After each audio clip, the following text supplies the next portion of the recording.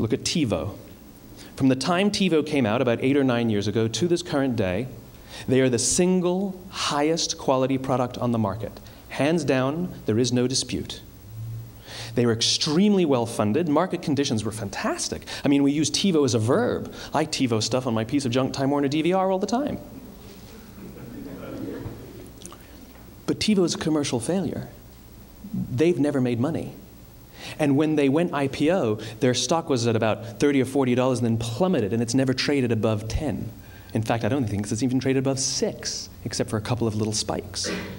Because you see, when Tivo launched their product, they told us all what they had. They said, we have a product that pauses live TV, skips commercials, rewinds live TV, and memorizes your viewing habits without you even asking. And the cynical majority said, we don't believe you, we don't need it, we don't like it, you're scaring us. What if they had said, if you're the kind of person who likes to have total control over every aspect of your life, boy, do we have a product for you. It pauses live TV, skips commercials, memorizes your viewing habits, etc., etc. People don't buy what you do, they buy why you do it, and what you do simply serves as the proof of what you believe. Now let me give you a successful example of the law of diffusion of innovation. In the summer of 1963, 250,000 people showed up on the Mall in Washington to hear Dr. King speak. They sent out no invitations, and there was no website to check the date. How do you do that?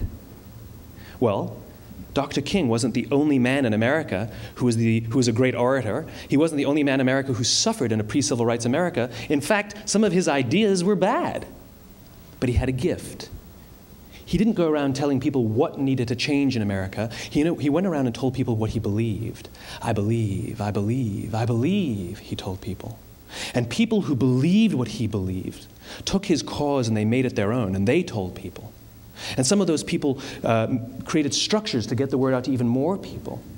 And lo and behold, 250,000 people showed up on the right day, on the right time to hear him speak. How many of them showed up for him? 0. They showed up for themselves. It's what they believed about America that got them to travel on a bus for 8 hours to stand in the sun in Washington in the middle of August. It's what they believed, and it wasn't about black versus white. 25% of the audience was white. Dr. King believed that there are 2 types of laws in this world, those that are made by a higher authority and those that are made by man. And not until all the laws that are made by man are consistent with the laws that are made by the higher authority will we live in a just world. It just so happens that the civil rights movement was the perfect thing to help him bring his cause to life. We followed him not for him, but for ourselves. And by the way, he gave the I have a dream speech, not the I have a plan speech.